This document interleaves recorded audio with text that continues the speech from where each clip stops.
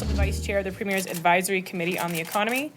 And then you'll hear from Tim McMillan, who is the President of CAP. If you're looking to speak with any of these other gentlemen on stage, we can accommodate interviews scrum style following the press conference. Thanks, guys. First, we put the tallest people beside me, always. Good afternoon, everyone. As you all know, this wildfire is raging in the heart of Alberta's oil sands region. So while everyone's focus from the beginning has been on protecting the safety of our citizens, there are real and immediate impacts to the livelihood of thousands and, of course, to our economy. So this is why it was important for me to meet with leaders in our energy sector to discuss the current situation and how we can move forward together.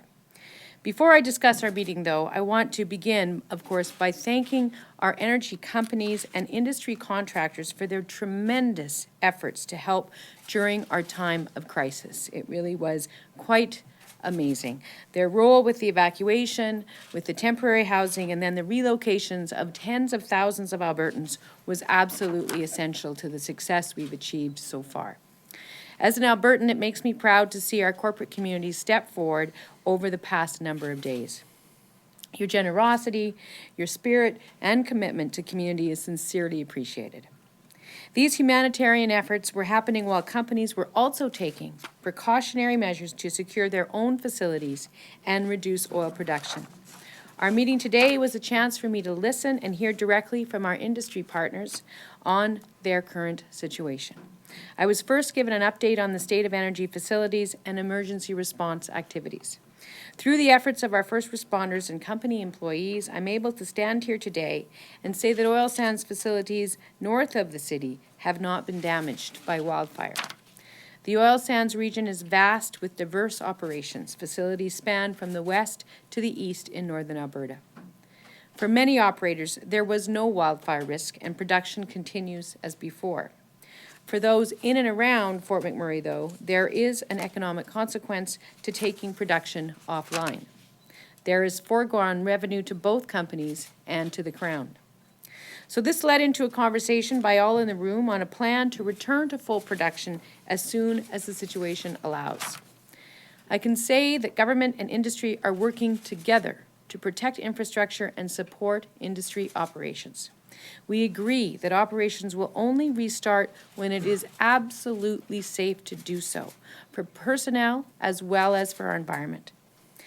Operators have committed to restarting production as soon as they can, and they have identified for us critical initial steps that must be taken to help safely restart production in this region. These included ensuring that the energy infrastructure serving these facilities, such as pipelines and electricity, are operational. Ensuring the safe transportation of goods and workers to the sites by road and by air. Providing the necessary housing and services for staff, including medical facilities, as the workers return to their jobs. And in most cases, we're talking about those in the camp setting. And properly resolving all and working together, properly resourcing all of our regulatory agencies so that they can do the work in these difficult times in a timely way. Protecting our people will always be priority number one.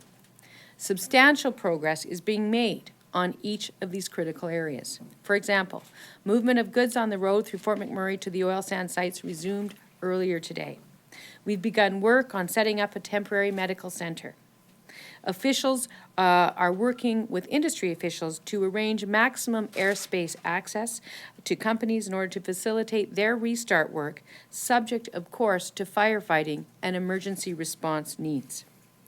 We expect ultimately that many companies will begin to resume their production in the coming days and short weeks ahead. I will leave it to the individual company representatives to speak to their specific timelines.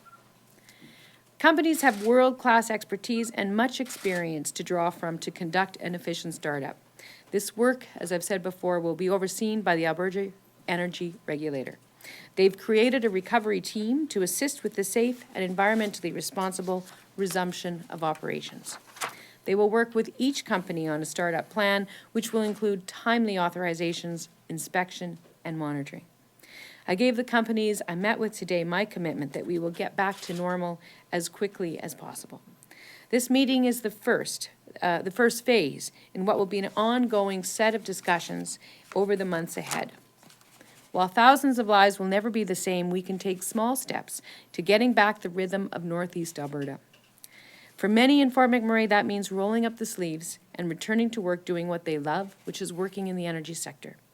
This is an important step in the recovery of our people, our communities, and our province, and quite frankly, the national economy as well.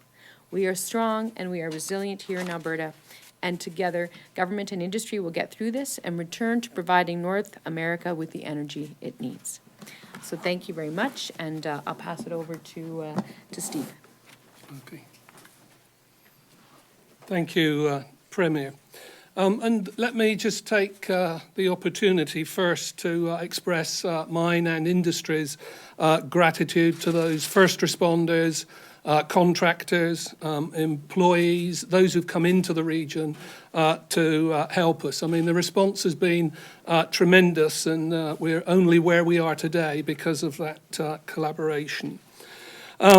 You saw a fairly quick and immediate response from industry. We had some guiding principles through that. Those were safety first, environment a very close second, and then assets very much a third position to that. You're going to see those principles guiding our actions over the coming weeks as we get back to normal as well. The collaborative nature is something to be very proud of. If you look at what industry did, if you look at what government did, if you look at what the community did and pulled together, we were able to do some things in a very short space of time that would have been impossible for any of us on our own. That included, in a lot of cases, the industrial plants being shut down in a safe way, and that's really important to us because what it means as we get into this next phase for the industry north of Fort McMurray is that we will be able to bring them back a little bit quicker than we may have otherwise done. But that phrase I used is important. It was to the north, and to the north of Fort McMurray. There was no damage to the actual facilities. Of course, there's still an incident in progress to the south of Fort McMurray, and we're focusing our attentions there. But what it does mean is to the north of the city, we will be able to resume operations in a quicker way. And it's important we do that to get back into the rhythm and to start to support the economies. The restart is very distinct from the city of Fort McMurray itself. And of course, that's because of that comment I made on fire damage. So you'll see us getting back some of the operations north very quickly. In fact, some were able to keep operating. And then it gets a little bit more tougher as we get down towards Fort McMurray. But all of those plants are in a position where they can start to move into the next phase. So you'll see us starting to move into those plans over the next few weeks. There are a couple of pieces of infrastructure which are critically important to industry as we do that. So you'll see us concentrating on supporting the efforts around Fort McMurray itself, the hospital. You'll see us supporting efforts around pipelines and the electrical distribution centre so that we can move into safe startup. I do want to say, and it's it's from the heart. I lived in Fort McMurray. My children went to school in Fort McMurray. And the resilience of that community is something to be very proud of. And that's what you're going to see in this next phase as we start to pull together to get industry moving, to rebuild the community. And you'll see all of us standing very much shoulder to shoulder as we rebuild Fort McMurray. We have a lot of expertise between us, and that's why you'll see us having these meetings where we're all making sure we're working in unison. And that clearly includes industry, government, regulators. We've got lots of challenges we need to face, and we will need to work closely. It's very encouraging because so far that's worked very well. But, let's not forget this next stage is about focusing on getting back to our homes and getting back into business. Thank you.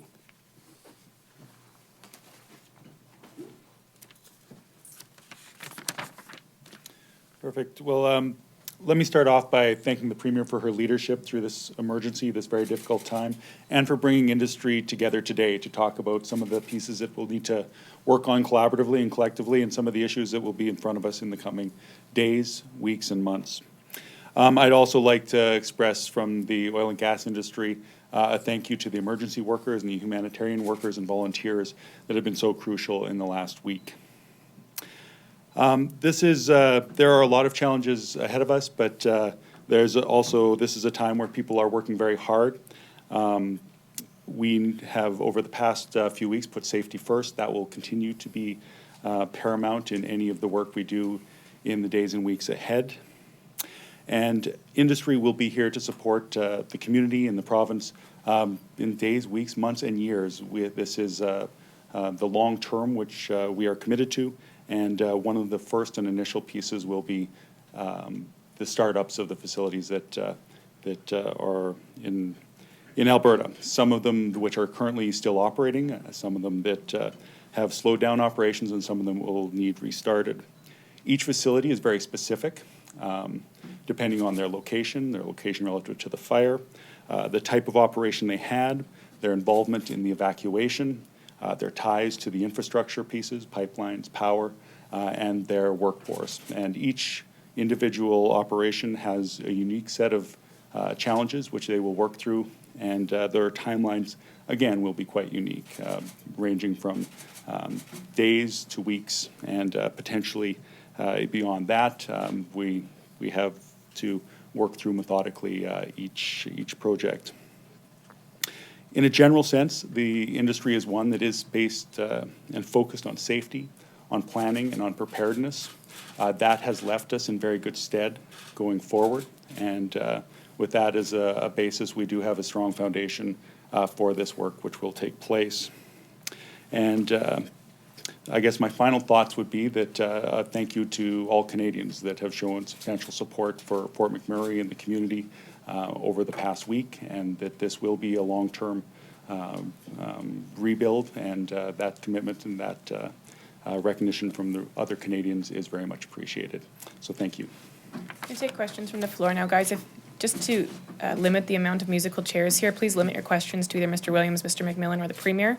We'll start with the floor and then we'll go to the phone. Can you offer a sense, I guess, of how, like, proportion or percentage of companies which will be online sooner rather than later? You know, because you said some are online in the next coming days, some later. I think a lot of employees are wondering, you know, which companies when type of thing. Well, I think I'll allow the companies after this main conference to talk about their particular timelines. It's in many respects, it's a criteria-based process rather than a timeline-based process. It's about securing, obviously, the safety of the site as well as the logistics for the staff to return to. Then it's also about, in many cases, it's about securing electrical power and pipeline access. And that has implications for a number of different players here. And then in some cases, there are industries that are, you know, some sites that have been affected and actually have to go through the process that, you know, we've talked about yesterday, for instance, with the city itself, in terms of assessing their damage and then determining at which point they come back online. So there's different layers depending on how they've been impacted. So there's not one clear answer. I believe there are some that literally will be able to be, well, I believe Shell started yesterday, and a few more that will start up within the next few days, and then others that will take a little bit longer. But as I say, it's not for me to speak for them. Can you quantify the overall economic impact so far of the shutdowns on the province? We can't yet, because so much of it is determined by the timeline when they come back and the rate at which they get back to their previous amount of production. We know that as things stand now, the majority of production has stopped, certainly not all of it, but the majority. If that were to continue for a month or two, you'd start to see measurable outcomes to our GDP, but that's really premature at this point because, you know, everyone's focus here, I think, within what is safe, is to get back to work as soon as they can. So the industry, to what extent does your ability to fire up again depend on your workforce getting back into McMurray?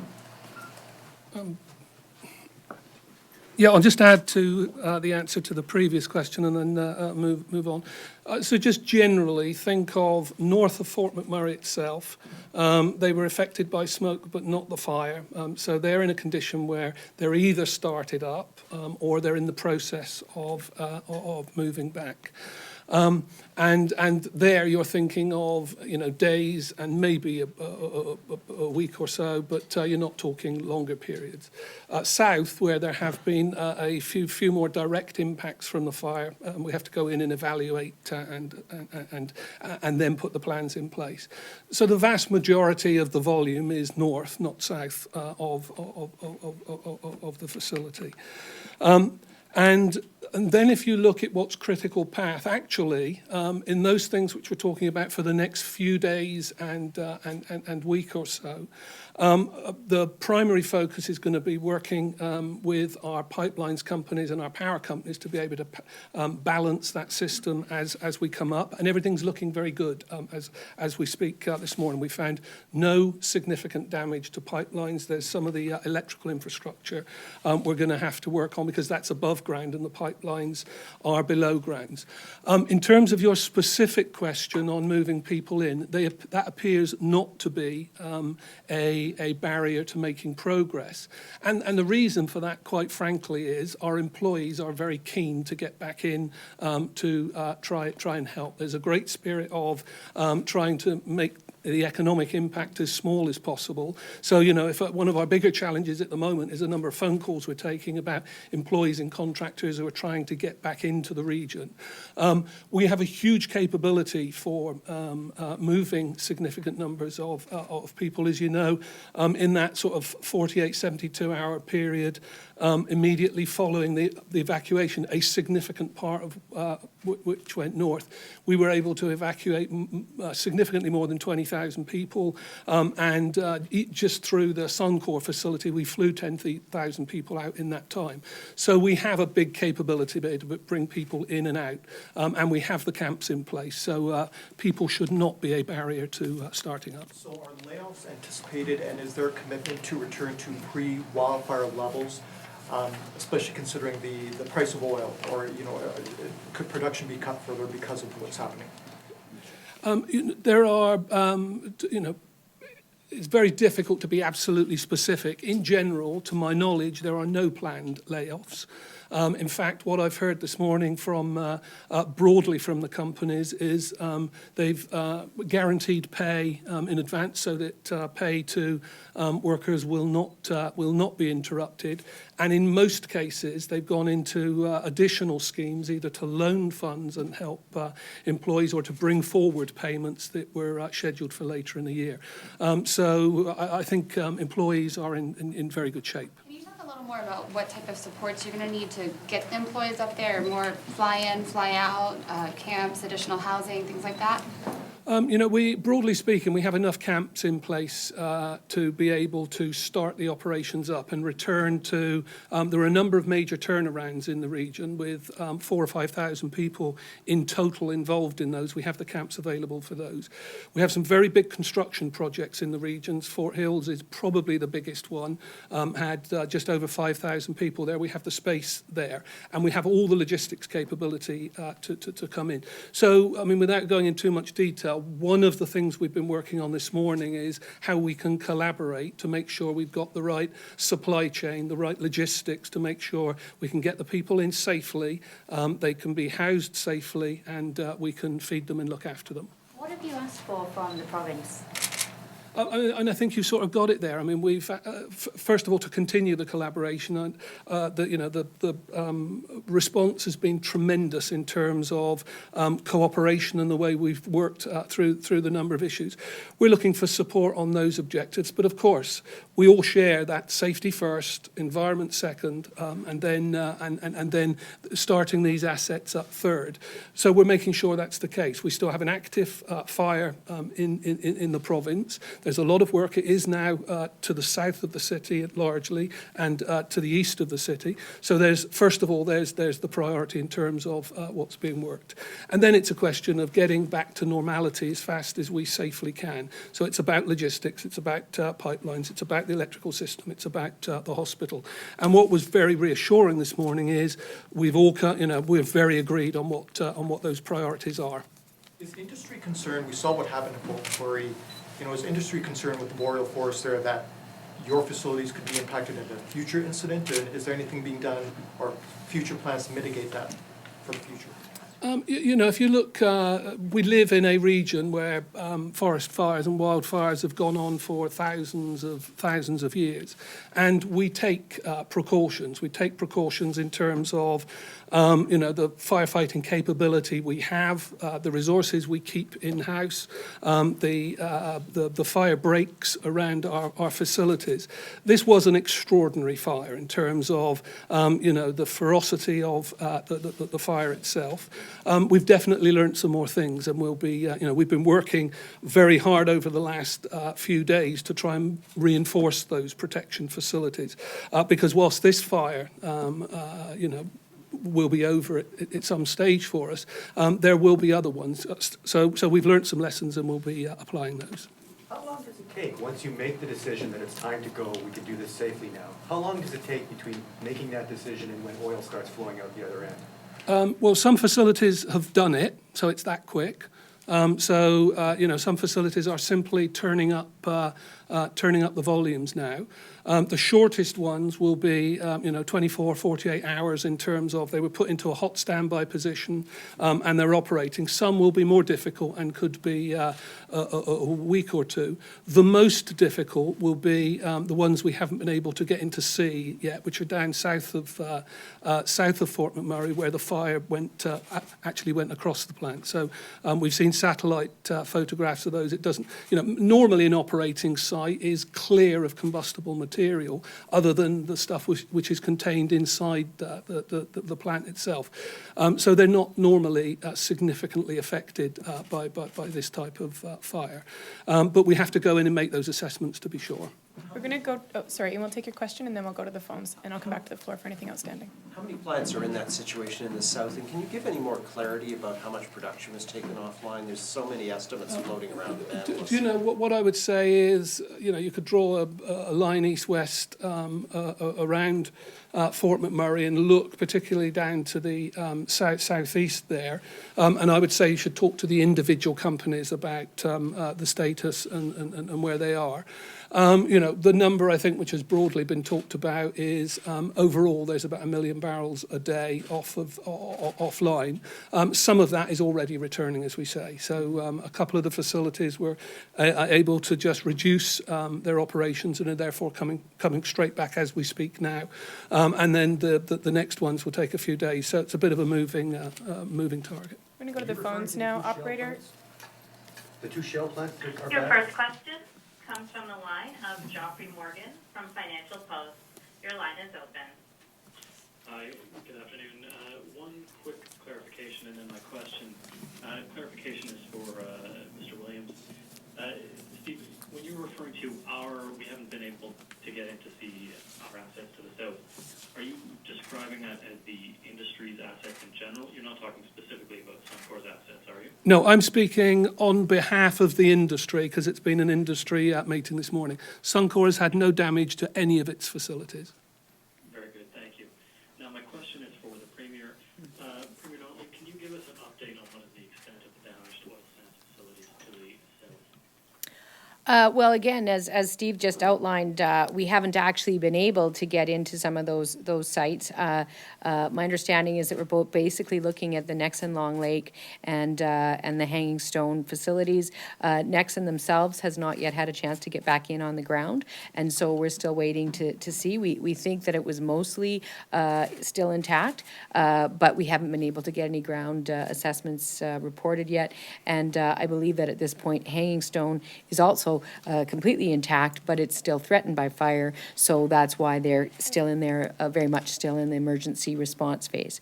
One other thing, if I could add just really quickly, as a little bit of a tag on to what Steve was saying, in answer to the question about the role of employees, it's really important for people to understand that as we talk about moving employees back into the camps to restart production, that is a separate process from re-entering the city of Fort McMurray. So when we talk about those folks moving back into the area go back to work, the plan that was discussed today was about them being staged from camps and being independently supported from the camps that were unaffected. And when we talk about logistical support, we're talking about logistical support for those camps. And that's a separate process from the re-entry into the city of Fort McMurray. And it's really important for folks to understand that, because of course the city of Fort McMurray sustained quite a bit of damage, and we need to reassess all those critical infrastructure pieces, as opposed to most of the camps north of the city that were not impacted at all. Operator, can you play the next caller, please? Your next question comes from the line of Chris Barco from Calgary Herald. Your line is open. Hi, a couple of questions for Steve Williams. Mr. Williams, can you talk to us about the cost to Suncor, about your lost productions, and also the actual costs for things like evacuation and all of the other necessary costs that you picked up in the last week? I can, but I'm not going to go into too much detail. I mean, just to say, the costs are important. We're looking at them, but they're immaterial as far as Suncor itself is concerned. The bigger challenge is around interruption to our business and our operation. And as I say, it looks as though that's days and a week rather than something more significant. So, difficult to be exact. They're important that we manage them properly, but not likely to be material to our business. Okay. Separately, the Premier, do you have any idea from an industry-wide perspective how much the costs are going to be? And also, I'm just curious if maybe either of you could comment on how was it that the oil companies managed to take so many evacuees quickly? Was that always part of the planning process, or was that just an organic ad hoc process?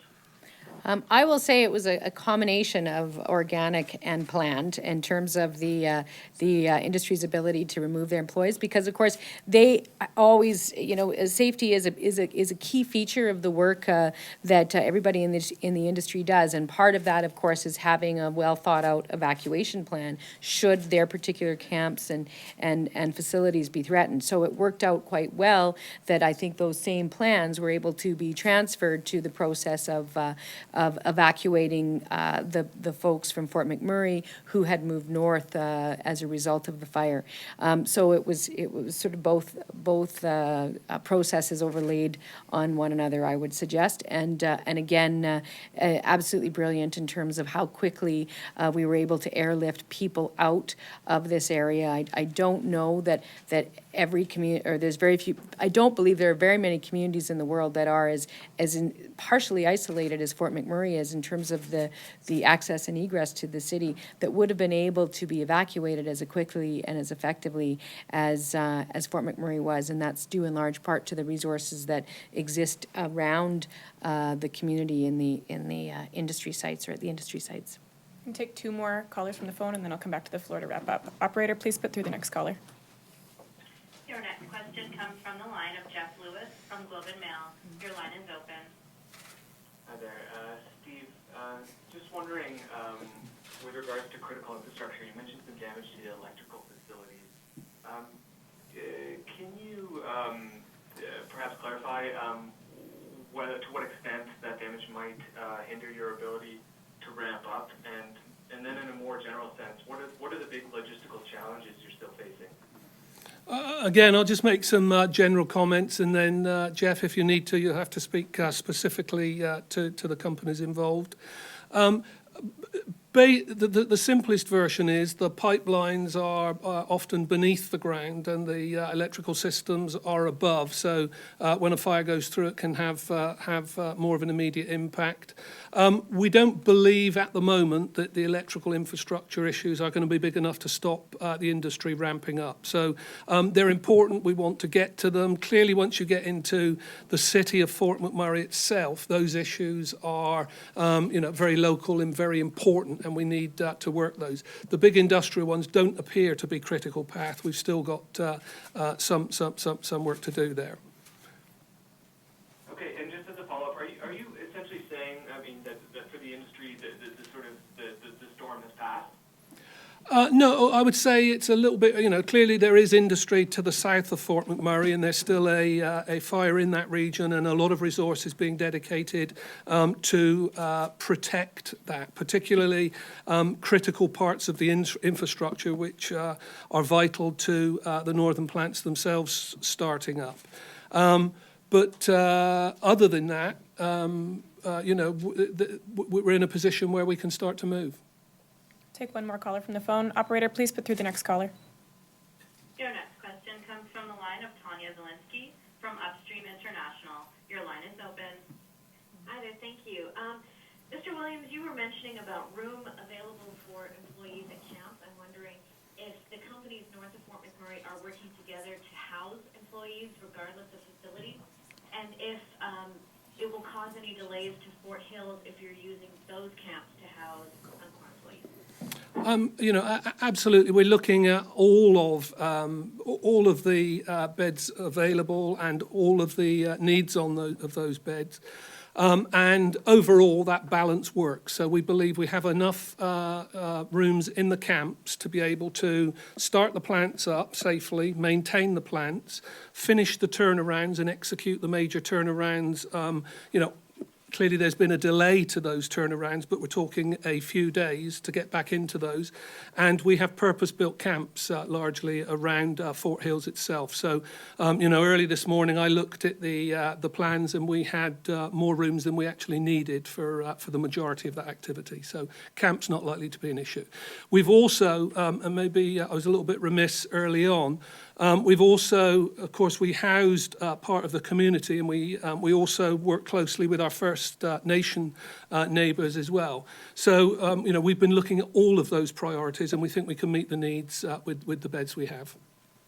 So you think that people could be accommodated nearby in Fort McKay as well as necessary? We have worked, the industry worked closely with Fort McKay.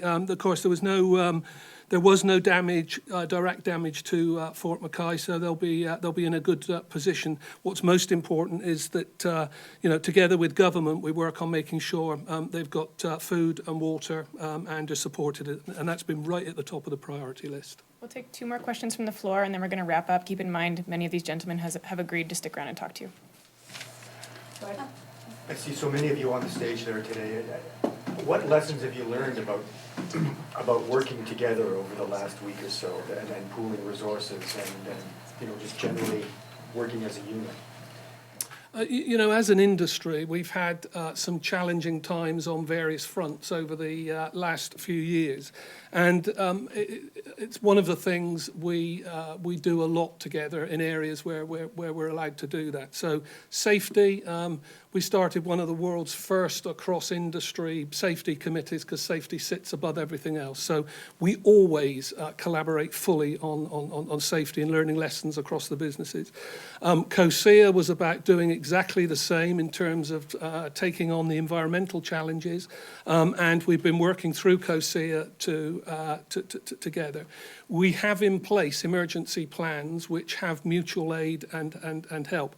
Normally, when we have events, they're not of this scale, so we're able to help each other. So we were able to scale that up relatively quickly. And what it meant was that, government, industry, regulators and the communities were able to cooperate broadly. And that's one of the reasons, dealing with the fire around Fort McMurray, handling the evacuation, that's why it was so successful. Is there going to be any sort of fund from industry, any contributions towards the rebuild? Was that discussed? I mean, I think it's a little bit early to be specific, but you know, I think all of the companies have already taken the first major step. So the first major contributors to the first phase of support for the evacuees, for the Red Cross, for the United Way now that's broadly being put in. The first of those were led by industry, exactly as they should be. The next stage is still to be finalised. We don't know the exact extent. We're in an assessment stage, but I think you can count absolutely on industry being there shoulder to shoulder. You know, this is our community. This is where we live. You know, we've been here for the last 50 years. We plan to be there for the next 50. So you'll see us working hard to rebuild Fort McMurray. We're going to leave it there for today. Thanks, guys. Thank you.